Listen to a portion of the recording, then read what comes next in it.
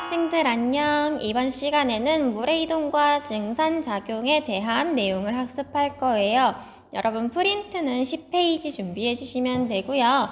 프린트는 금주의 학습 안내에 매주 올려두고 있으니까 거기 들어가서 다운로드 받아서 프린트 하시면 됩니다. 만약에 프린트를 할 수 없으면 어디에 써도 된다고 했었죠?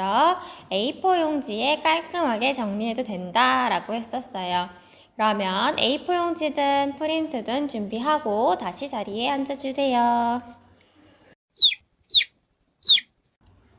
그러면 준비됐다고 생각하고 물의 이동과 증산작용 나가볼게요. 1번, 다음 영상을 보고 잎에서 어떤 작용이 나타나는지 생각해보자 라고 했어요. 영상 대신에 그림을 준비를 했는데요.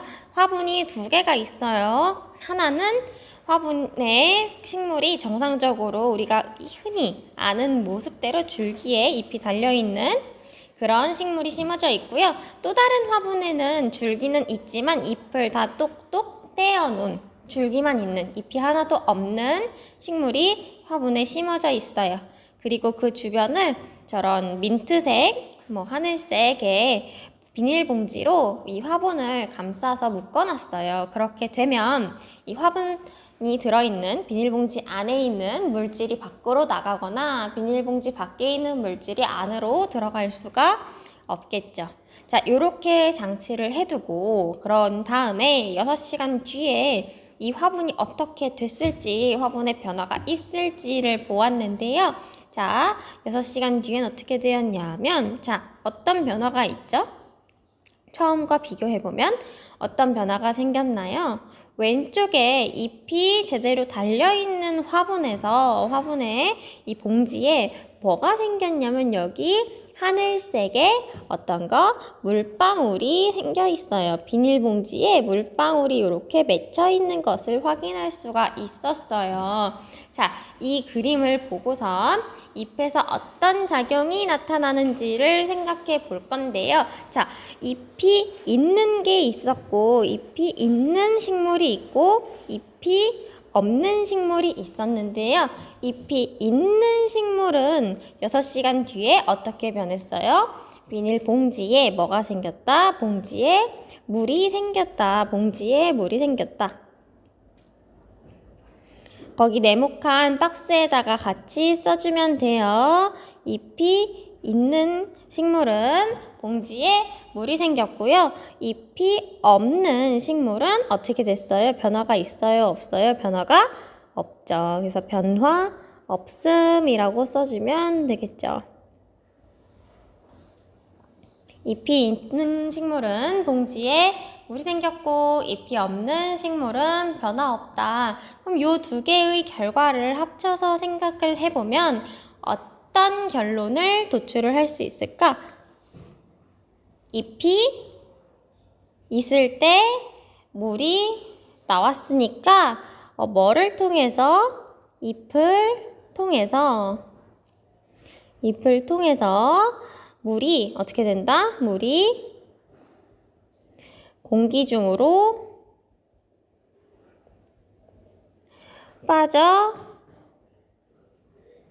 나간다라는 사실을 우리가 생각해 볼 수가 있겠죠. 잎에서 식물의 속에 있던 물이 빠져나간다라는 걸 알 수가 있을 거예요. 화분 흙에 있던 물기가 위로 간 게 아닐까요? 라고 생각할 수도 있지만 줄기만 있는 식물, 오른쪽에 있는 식물도 똑같이 화분이 있었지만 물이 맺히지가 않았죠. 그러니까 둘의 차이점인 잎에서 한번 생각을 해봐야 되고 그 다음에 둘의 결과의 차이점인 물을 생각해보면 잎이 있었으니까 잎을 통해서 잎에 의해서 저러한 물이 생겼다라는 걸 알 수 있고 물이 갑자기 어떻게 만들어낼 수는 없으니까 식물에 있던 물이 잎을 통해서 공기 중으로 빠져나갔다라고 생각을 할 수가 있겠죠. 실제로 이렇게 잎에서 식물에 있던 물이 빠져나가는 현상을 우리가 과학적 용어로 뭐라고 하냐면요. 과학적 용어로 증산작용이라고 해요. 증산작용. 이렇게 잎을 통해 식물에 물이 빠져나가는 현상을 증산작용이라고 한다. 그래서 2번에 증산작용을 정리를 해볼게요. 자, 이번에 1번에 먼저 증산작용 써봅시다. 증산작용. 자, 증산작용이란 식물체 내의 물이 잎에 있는 기공이라는 거 조금 이따 볼게요. 기공을 통해서 어떤 형태로 빠져나가는 현상인데 우리가 식물을 가만히 들여다보고 있으면 식물에서 이렇게 물이 막 나가는 거, 물이 이렇게 막 나가는 게 보일까? 물이 막 떨어지는 게 보일까? 그렇지 않아요. 실제로 우리가 맨눈으로 봤을 때 물이 갑자기 거기서 생겨나는 걸 볼 수가 없어. 그 말인즉 저렇게 물이 밖으로 나올 때에는 우리가 아는 액체의 물 형태가 아니고 다른 형태, 기체 상태의 물로 나와요. 기체 상태의 물이란 어떻게 부르지? 우리가 기체 상태의 H2O는 수증기라고 부르죠. 그래서 수증기 형태로 빠져나가는 현상을 바로 증산작용이라고 해요. 증산작용이란 식물체 내에 있던 액체의 물이 잎에 있는 기공이라는 부분을 통해서 수증기라는 기체 형태로 빠져나가는 현상이 증산작용이다. 액체로 빠져나오는 게 아니고 기체로 빠져나간다. 그래서 어떻게 잎에서 저렇게 수증기 형태로 물이 빠져나가는지를 볼 건데요. 거기 괄호 2번 먼저 보지 말고 중간에 있는 그림을 먼저 보세요. 중간에 있는 그림 보면 이렇게 생긴 그림이 하나 있을 건데요. 그 그림을 먼저 볼게요. 자, 그 그림은 식물의 잎 단면을 이렇게 반 옆에서 갈라서 반을 옆에서 본 모습이에요. 그래서 이게 식물의 잎이고요. 잎에 보면은 이렇게 가장 겉부분 있죠. 가장 겉에 부분, 가장 바깥 부분을 뭐라고 부르냐면 거기 써있지만 표피라고 불러요. 표피. 표면에 있는 피부 같은 거다 해서 표피라고 불러요. 표피.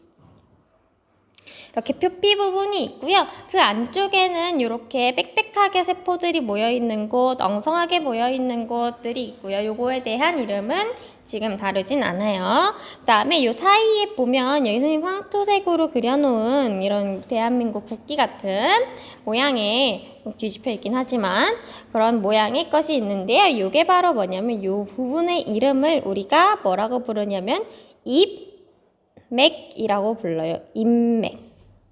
잎맥이라는 거 들어봤어? 잎맥은 뭐냐면 우리가 옛날부터 어릴 때부터 식물을 그리세요 하면은 이렇게 줄기 그리고 이렇게 이파리 그리잖아. 이파리. 뭐 가운데 꽃이 있다고 치고 그릴 때 그냥 이렇게 그리지 않고 잎에다가 이렇게 짝대기 하나 긋고 이렇게 V자 잎에다가 쭉 긋고 V자 그렸었던 기억이 나? 요거 아니면 뭐 이렇게 그냥 이파리가 있을 때 이렇게 나란히 이렇게 그렸다던가. 요게 바로 잎맥이에요. 그래서 아마 초등학교 때 배웠을 것 같아요. 요거 뭐 나란히맥이라고 부르고요. 나란히맥.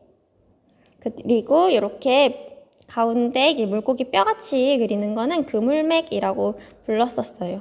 혹시 기억이 날지 모르겠지만 이렇게 우리가 그려줬던 게 잎맥이에요. 실제로 잎사귀를 보면은 그렇게 가운데에 굵게 하나 있고 그 곳으로부터 이렇게 뻗어나가는 모양으로 잎맥이 위치하게 되는데요. 그 잎맥이 이렇게 잎 속에 지금 있는 거고요. 이 잎맥을 자세하게 보면 뭐랑 뭐로 구성이 되냐면 여러분 그림에서는 파란 부분이 바로 물관이라는 곳이고요. 그 다음에 빨간 부분이 체관이라는 곳이에요. 체관. 그래서 잎맥은 물관과 체관으로 이루어져 있고요. 여기 옆으로 조금 더 가면 이 잎맥이 옆에서 잎맥을 반 잘라본 것 같은 이런 모양을 볼 수가 있는데요. 여기도 마찬가지로 보면 잎맥 속에 이렇게 물관과 빨간색의 체관으로 이루어져 있다. 이렇게 반은 물관, 반은 체관 이렇게 이루어져 있는데요. 거기 옆에다가 한번 정리해서 써봅시다. 물관, 체관을 정리를 해볼 건데요. 자, 물관 써보세요. 옆에 빈 공간 있죠? 그림 옆에 물관 체관 써 있는 곳 옆에 보면 자, 물관이라는 거는 뭐냐면 물관은 말 그대로 물이 이동하는 관이에요. 그래서 물관은 뭐라고 쓰면 되냐면 물의 이동 통로라고 써주면 되고요. 물관은 말 그대로 물의 이동 통로고요. 체관은 물이 아닌 나머지 것들, 양분. 우리 광합성을 통해서 포도당 만든다고 했죠? 그런 양분이 이동하는 양분의 이동 통로예요. 물관은 물의 이동 통로, 체관은 양분의 이동 통로. 그래서 이렇게 정리를 하면 되고요. 다시 표피로 돌아와서 보면, 자, 이 표피에 보면은 거기 아래쪽에 보면 이렇게 약간 변기 커버 같은 모양 의 세포를 볼 수가 있는데요. 거기 보면 이 세포를 조금 더 이렇게 확대해서 그려놨어요. 되게 약간 변기 커버 같이 생겼죠. 그래서 이렇게 변기 커버 같이 생긴 이 왼쪽에 이렇게 뭐 약간 반달 모양, 강낭콩 모양, 콩 모양, 요 콩 모양 세포 하나가 이제 세포 하나고요. 그 다음에 여기 옆에 또 세포 하나가 더 있죠. 그래서 이렇게 세포 2개로 이루어져 있는데요. 이 세포의 이름이 뭐냐면 공변세포라고 해요. 공변세포라는 이름이고요. 이 공변세포 2개가 지금 보면 왼쪽이 아닌 오른쪽 화살표가 가리키는 여기 틈 보이죠? 틈, 공간. 이 공간을 만들게 되는데요. 이 공변세포가 만들어내는 이 공간을 뭐라고 하냐면 기공이라고 해요. 기공은 뭐라고 생각하면 되냐면 기체가 출입하는 공간이라고 생각하면 돼요. 기체가 출입하는 공간. 그래서 기공이에요. 공변세포가 만약에 하나만 있었다면 이런 구멍을 만들 수가 없지만 2개가 같이 이렇게 붙어있기 때문에 그 사이에 틈인 기공이 만들어지게 되죠. 그래서 이 기공을 통해서 아까 얘기한 대로 증산작용이 일어나요. 기공을 통해서 이 구멍 사이로 여기 구멍 사이로 기체가 들어가기도 하고 기체가 나오기도 하고 예를 들면은 산소, 이산화탄소 이런 기체들이 들어가기도 하고 수증기 같은 것들이 나오기도 하죠. 그래서 이 기공이라는 것이 기체가 출입하는 공간, 통로 역할이 된다. 그래서 위에다가 정리를 해볼게요. 자, 잎의 표피에 있는 구멍으로 괄호 2번 잎의 표피에 있는 구멍 어떤 거라고? 기공이라고. 이 기공은요, 2개의 뭐가 모여서 형성된다. 2개의 변기 커버, 강낭콩 같이 생긴 저거 무슨 세포? 공변세포가 모여서 만들어진다. 그리고 산소, 이 O2가 산소죠. 그 다음에 CO2는 뭐야? 2개의 산소가 있는 탄소니까 이산화탄소. 그 다음 H2O 물인데 기체니까 수증기라고 읽어주면 되겠죠. 그래서 산소, 이산화탄소, 수증기 등의 기체가 드나드는 통로 역할을 하게 된다. 그래서 여기 기공이 통로 역할을 하게 되는데요. 거기 옆에 선생님이 그려놓은 여기 화면을 보면 기공이 이렇게 강낭콩 모양의 두 공변세포가 이렇게 조금 더 구부러질 때가 있고 조금 더 팽팽하게 있을 때가 있어요. 이렇게 구부러져 있으면 공변세포 사이에 여기 공간이 어떻게 돼요? 공간이 열리게 되죠. 기공이 어떻게 돼요? 열리게 돼요. 이렇게 기공이 열리면 이 사이로 수증기가 빠져나오기가 쉬울까 어려울까? 쉽겠죠. 그래서 증산작용이 어떻게 일어난다? 활발하게 일어날 수가 있고요. 그 다음에 기공이 이렇게 공변세포가 이렇게 구부러지지 않고 팽팽하게 있으면 둘 사이의 틈이 지금 생겨요? 안 생겨요? 안 생겨요. 그러니까 공변세포 사이에 공간인 기공이 있어? 없어? 없어. 저 문이 어떻게 됐어? 닫혔어. 그러니까 기공이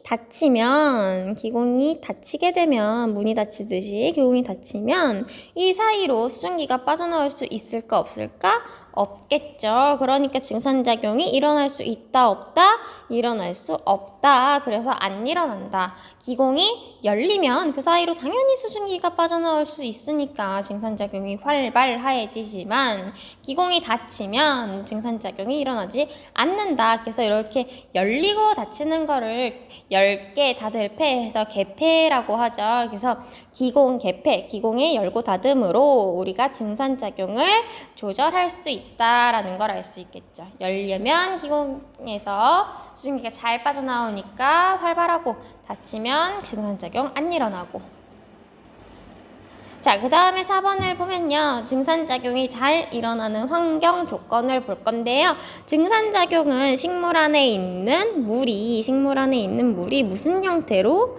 수증기 형태로 식물에서 빠져나가는 현상이었어요. 그러니까 물이 수증기로 변하는 그런 예를 들면 우리 주변에서 빨래하는 거 있죠. 그래서 빨래가 잘 마르는 조건, 빨래가 잘 마르는 것도 빨래의 물이 수증기로 변해서 증발되어야 빨래가 잘 마르죠. 그래서 빨래 잘 마르는 조건과 비슷하다.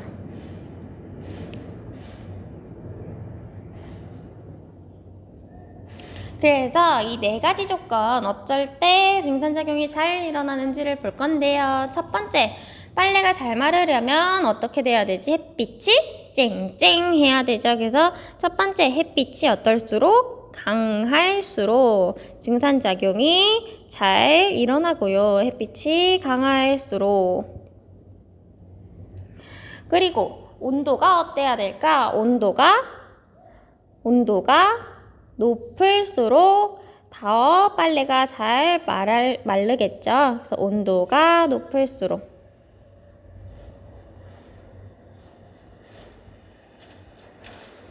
그럼 바람은 어때야 될까? 바람 잘 불어야 돼? 잘 못 불어야 돼? 바람은 잘 불어야 되겠죠. 그래서 바람이 잘 불수록 빨래 잘 마르고요. 즉 증산작용 잘 일어나고요. 그 다음에 습도라는 개념이 있죠. 습한 정도가 어때야 돼? 습도가 낮을수록, 습하지 않고 건조할수록 빨래가 잘 마르죠. 그래서 비 오는 날씨보다 해 쨍쨍한 날씨가 더 잘 마르잖아. 습도가 낮을수록은 건조할수록이랑 똑같지?